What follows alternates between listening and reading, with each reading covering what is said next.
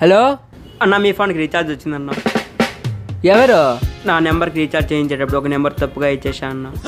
అది మీ నెంబర్కి రీఛార్జ్ అయిందన్న. నా నెంబర్కి వచ్చిందా? వచ్చిందన్న. ఒక నిమిషం చూస్తా.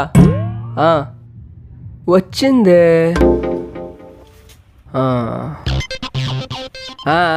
వచ్చింది 479 ఉన్నిలే ఉంటుందిలే. రీఛార్జ్ వేసినా అన్న. యాడికి పోదు రీఛార్జ్ ఉంటుందిలే.